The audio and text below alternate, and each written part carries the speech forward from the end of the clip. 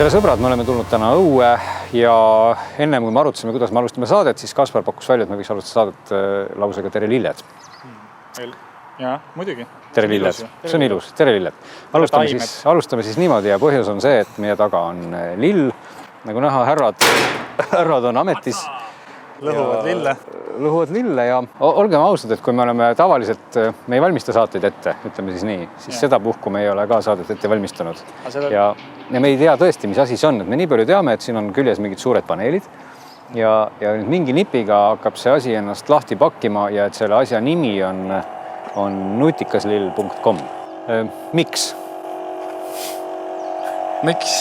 Jah. Noh, nagu Mercedeski ütleb, maailm vajab ju eeskujusid, siis see on see üks eeskuju siin, et meie andmetel on see üks esimesi siin Baltikumisel üldse, ega neid maailmas ka väga palju pole, aga miks sellepärast, et päikeseenergia vajab kasutamist ja efektiivset kasutamist ja et näidata, mismoodi võib efektiivselt ja samal ajal ka ilusalt kasutada energiat. Okei, aga selles mõttes, et ta nagu kogub selle energia kõik siia kuskil akudesse ja sa saad seda tarbida ja saad siia asju juurde liita, aga miks ta sellise kujuga peab olema? Nagu, et on seal mingi mõte ka nagu või on see nagu parem siis kui tavalised päiksepaneelid või oskad sa seda nagu seletada kuidagi või? Näen tehnikas sisse, neid on Smart Flower, nagu Glenn juba ütles, on asja nimi ja neid on 3 erinevat mudelit. Üks on siukene, mis on lihtsalt päikeseenergia kasutamiseks ja ühendamiseks võrku, et siis nii palju kui tuleb ise ära kasutada, ülejäänud müüa tagasi võrku. Siis on olemas üks eraldi mudel, POP, mis on kohaldatud selleks, et sama päikeseenergia kasutada otse autode laadimiseks, ehk siis e-autode, elektriautode laadimiseks.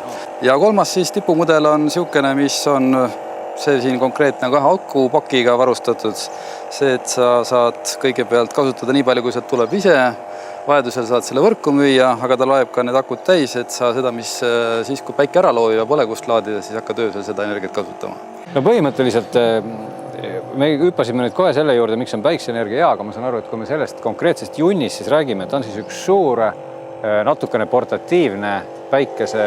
See ei ole junn, see on Smart Flower. Ja okei, ma väljendasin nagu üle kohtusel, et see on väga nutikas see lill, mis ongi siis, ühesõnaga, ta on suur päiksepatarei, millel on natukene akusid, mille sa võid siis just, kui sul on suurem auto, siis viia nii-öelda kodust eemale, lähed pikniku pidama, võtad kaasa või pigem Ta nüüd siiski autoga teda päris niisama lihtsalt ei vea, aga sa viid ta kuskile kohta, kus sul kas sa võid ka oma kodu aedada panna või sa paned kuskile kohta ala stiilis Naissaarele, kus elektri ühendamisega on nii nagu on. Ei ole mingisuguseid kaabli vedamisi tarvis teha rohkem kui see, mis sul on kas veel majas näiteks olemas või tekitad sa mingise oma võrgu sinna ja paned sa selle püsipaikselt paika. Nii, oot. Ma nüüd natuke kartma. Nii. Kas ma pean eemale astuma? Ei pea midagi. Aga selle asja mõte ikkagi see, et ta on ju mingil määral portatiivne. Ma tahan nagu ma jutuga sihtida nagu sinna, et kas mul ei oleks nagu mõistlikum, kui ma tõesti kui Naissaarele lähen, et siis ma võtangi need paneelid ja löön nagu piltlikult aamriga seina või katusele või et see on ikkagi see, et ma võtan ta mingiks kuuks viin sinna, siis teiseks kuuks viin. Sa võid ka seda teha, tõesti. Võid seda teha transportimise seisukohalt, ega tal mingisuguseid muid piirangud kui ei ole see, et ta ei ole mõistlik lõhkuda. Natuke ilusti siit altpoolt välja näeb nagu. See võiks olla vabalt selline nagu kohvili sellise laua peal. See on täpselt kohvikutele hea business, et seda kasutada nii vihmavarjuna kui päikesevarjuna kui ka elektritootjana. Ja päris šef või? Selle pärast juba ostaks. Iga hommiku jood kohvi, tõused hästi varakult, kell 6 ärkad, vaatad päike tõuseb ja siis koos lillega tõuseb kohe kohvitast. Ja sellega on väga hea teha, et kohvik avamist ja sulgemist, et siis kui lill läheb lahti, siis kohvik avaneb ja kui lill läheb kinni, siis on kohvik kinni. Aga nii, et öösel põhimõtteliselt siis paneks ennast kinni just. Ta paneb ennast kinni, ta pakib ennast selles asendisse, mis ta alguses oli. Ja kui palju ta siis tark on, kui küsida selliseid tõesti tehnoloogilisi küsimusi, muidu võime ainult nalja teha, aga kui küsida nagu päris küsimusi. Tema üks tarkus on nüüd siis selles, et siis kui ta paika pannakse, siis sa programmeerid ära koordinaatide järgi, kus ta parasjagu maamunal paikneb. Kas ta on siin Kapa-Kohilas või on ta kuskil Sillamäel. See tarkus on siis see, et ta valib nagu kogu aeg parima nagu suuna päiksele. Kõigepealt sa positsioneerid ära, sest ta teab, kus ta on, kust poolt päike tuleb ja siis hakkab ennast hoidma täpselt päikese järgi, et tagada see maksimaalne kasutegur ja teadaolevalt on see umbes 40% kõrgem kui tavalistel päikesel. Jaa, muidugi. Kus see kõrguse vahe tuleb seal siis nagu, et... See tuleb sellest, et ta arvestab maksimaalset nurka. Okei, seda küll, jah. ja siis, kui sa paned katusele, siis sa ei saa päiksepaneeli keerata. Sa võid maja keerata. Sa võid maja keerata, jaa. Ma olen tegelikult kuulnud ka seda, et päiksepaneelid kuumenevad üles, nad ei tooda hästi. Et võib-olla katusel siis... Tõesti õige. Ja see pluss on siin ka päiksepaneel olemas. kuumeneb üle, vaata, siis ta toodab oluliselt vähem energiat. Sa oled tark noor. Neid on, kuna päike ise alt ju, siis katus üldiselt kiirgab ka. Siin on nagu Porsche mootori lõhkjahutus, et ta on alt rohkem jahutatud ka selle võrra taga. Ja muidugi siin on ju vari ja siin on kohe ka jahedam. Selles mõttes, et kui ikkagi Eesti suvi on selline, et päikse käes on 30 kraadi, siis siin all on niisugune 20 kraadi. Siin ei ole praegu jahedam, muide. Siin on küll, nagu ma juba tunnen, vaata, mul on varjus. Ta liigutab ennast nüüd küllaltki aeglaselt, ma peaks mainima. Mis see ajaline, mis see siis nagu tähendaks, et kui ma nüüd viin selle... Tasa sõuad, kaugele jõuad ja 7,5 minutit on temal see täistsükkel sellest hetkest, kui sa nuppu keerad, hakkab ennast avama, kui ta on siis täiesti ära positsioneerinud ennast. See kaamera võtab siis sellised olulised asjad on praegust ka näha, mida katusel natukese raske teha, need harjad, mis iga kord, kui ta ennast lahti keerab, puhastavad neid plaate. Jaa, muidugi, et sul peab olema päiksepaneel ka ilusti puhas, et oleks veel rohkem energiat. Muidu käi kogu aeg katusel harjaga. Ja ta põhimõtteliselt ise vaatab praegu, et päike on nüüd seal ja... Jah, ta on juba meil siin Võib-olla lähme siia teisele poole, vaatame lille sealt poolt ka nagu. Või see on nagu päris äge. Ossa! Ta on ikka päris suur, peab mainima. Tuppa ei mahu. Äge! Ma olen nagu väike laps ja tegelikult ma kujutan ette, et kui sul on kodus väiksed lapsed, siis nad iga hommiku või õhtu, kui emme, ma ei saa ennem tulla, kui päike on loojunud, ma lähen vaadata, kuidas ta kokku läheb, siis istub ja vaatama. Jah, oluline, mis muidugi tuleb meeles pidada, et sa siia alla, kui sa oled päeval päiksevarjus oled, saab seda tooli jätta siia alla. Siis ta lükkab selle ümber või jätab kuskile vahele. Okei. Räägime numbritest, et palju saab elektrit mingil ajal. Ma ei oskagi seda täpselt vormistada seda küsimust. No palju ma siit saan? Selle asja maksimumvõimsus on 2,31 kilovatti. Kilovatti. Jah, see tähendab seda, kui mul on pesumasin ja päike 2,31 kilovatti tunnis. 2,31 kilovatti. Või mis? Iganes tunnis ja minutis ei oma hetkel tähtsust. Kui mul on pesumasin, mis on 2,31 kilovatti, siis ma ühendan selle siia külge ja see kütab täiega, eks ole. Ta sättis ennast praegu. Okei. Ja siis ta ise, ühesõnaga sealt edasi pole mõtet muidugi heietada, eks ole. Et kui on vähem päikest, siis järelikult on see võimsus väiksem, eks ole. Poole võimsusega tsentrifuugida. Eeldus, et tal on pakud peal, siis ta laeb neid, kui neid on laadida. Räägi akudest, mis siin peal siis on? Et kui päike paistab, on see 2,31 kilovatti tunnis või mitte tunnis, vaid minutis või iganes. See laeb akud täis. See on tema tootmisvõimsus. Siis nendel on kaks eraldi mudelit. 2x2,3. Nii. Akupakid siin all. Ja need on siis kilovatt-tundidel. Just täpselt, jah. Palju need olid? 2,3. Ehk siis see, mis siin on 4,6 kokku. Okei, et siia mahub siis nagu 2 tundi täis. 4,6 on väga hea juba ju. Sest ma tegelikult kunagi olen arutanud, et 5 kilovatti võiks kodus olla. Võib nimetada, et sellest... Kilovatt-tundi, jah? Võib nimetada, et on ka uusi mudel tulemas. Sinna läheb küll veel mõned kuud aega, aga kus on 12-13. Aga see on juba peaaegu sama hea nagu Tesla mingisugune asi, mis käib seina peal, eks ole. 7 kilovatt-tundi. Siis välja ikkagi ta annab siit ka selle sama 2,30, ütleme, et kas ma võin siia mingi võimsama tarbija ka nagu taha lükata? Sa võid panna, aga siis sa pead kuskilt juurde võtma. Et ta ikka üle selle 2,3,1, eks ta nagu välja siit ei... Okei. Ma küsiks veel ühe küsimus on see, et ma näen, et siin on see kate oli peal, et siin taga on mingi display, aga kui ma tahaks teada, et mis ta teeb, et kas ma saan seda kuidagi vaadata muud moodi ka, kui ma peaks katte maha võtma? See, mida see asi toimetab ja teeb, seda sa saad endal kuskilt telefonist ja kuskilt jälgida ka saa. Abimeeste võime kohe. Keiel on siin olemas, sa pead ise näitama ka muide, mina sinu telefoni hästi ei tunne.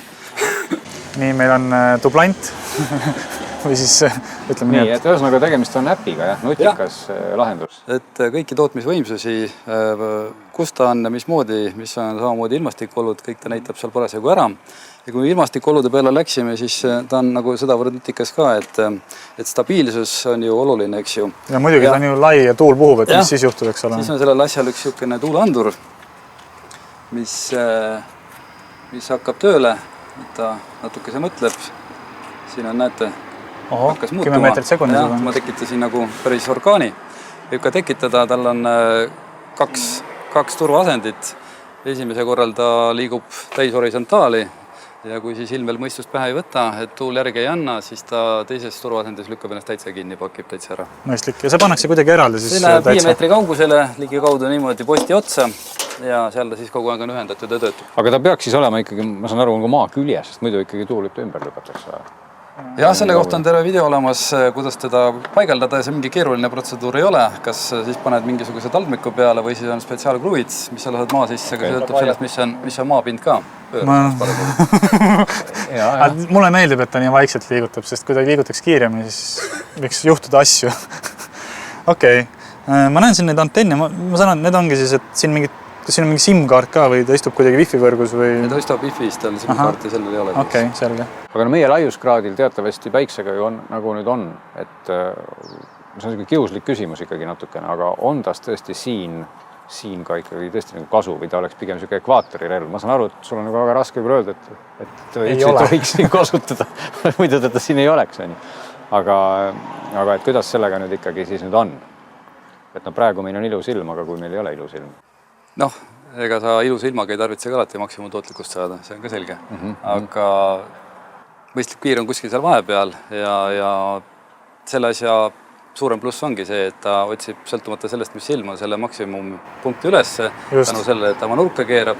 See on juba suur pluss. See ongi tema kõige suurem pluss, pluss siis jälgitavus ja kogu see muu innovatiivsus. Ja mõtle, kui koledad on need staatilised päiksefarmid kuskil suurte põllude peal. Oleksid sellised asjad, siis oleks nad äge. Veel mõelda selle peale, et ütleme, et kui ma näiteks... Oled kiuslik natuke. Ma olen kiuslik natuke. Ma olen oma kuskil suvemajakises või linnamajakises, ma kulutan seal võib-olla siis umbes 200-300 kilovatt-tundi kuus, eks ole, et palju ma... Kas ma saaks täitsa sellega hakkama, ütleme? Muidugi saad, sa pead lihtsalt optimeerima oma kasutust ju. Õige, kulude jaotus. Nii et tegelikult lihtne vastus on see, et ma saaks sellega hakkama. Ja ma võiks minna sellega kusagile mingisugusele Kräsulile või pisemale saarele, panna selle sinna püsti ja ongi hästi. No, selle jaoks peaksid sa olema ühe ettevõtte tippjuht, et seda endale osta. Nii, just. Palju ka saab. Ma arvan, et on 50 inimest, kes jaksaks osta seda homme näiteks, kes tuleksid kohe. Hinnad on erinevad, aga nad hakkavad 10 000 ülespoole. No, see ei olegi midagi. Kas ostad endale elektriauto või ostad selle? Ma võiks mõlemad osta tegelikult. Mina jätaksin ratta ostmata ja ostaksin selle. Aga sellega ma saan oma soolowheeli õladida muide. Lahe. Mõtle, kui lahe see oleks. Ei, 10 000 muidugi ei ole ju väga vähe, aga tõesti see ei ole ka nagu ülimäära palju. Ma pean tunnistama siinkohal, et ma olen selles mõttes ka siuke täiesti ebakompetentne, et ega päiksepaneelid ja siin võiks ilmselt keegi spetsialist kohe öelda, et mida te mehed siin mögisite, et palju maksab tegelikult see, kui ma oma katusel ajataks päiksepaneele täis. See ei ole ju odav lõbu. See ei ole odav lõbu, aga see ei ole üldse ilus lõbu. No kui seda nüüd Hiinast ei telli, nagu juba paljud ilmselt teinud on meie saate ajal, eks ole, et kus nad seda veel saaksid vaadata? Hiinast seda meie andmetel ei saagi. Teie andmetel ei saa, aga okei, nii. Meil on andmeid. Teil on andmed, tore. Aga meie, kes saab ja saab seda alates 19. septembrist, võite tulla uudistama seda sama mudelitki või ka tellida spetsiaalselt teile sobiva värvi ja konfiguratsiooni järgi siis ettevõtte Procon www.procon.ee ja Tallinnas Lõike tee 2. Aga kui keegi toksib sinna sisse selle, kuidas me alustasime, smartflower.com, siis leiab ka Eesti sealt leiab selle ja siis alates sellest samast 19. septembrikuu päevast leiab kogu kodukeelse tutvustusega meie lehe pealt. Ja värvidest rääkides on äge, et need oli kokku 8. Ja mitte ainult, on ka erisoobidega 8 standardvärvi. Okei, väga äge. Värvid on olulised, just vaatame nii disaintoodes, kui sa siia värvi valida ei saaks, oleks ikka päris nõme. No võt, nüüd pakib ta ennast kokku, meil on aega veel 6 minutit, et siit alt ära minna ja siis pista juhe seina ja hakata elektri eest jälle maksma.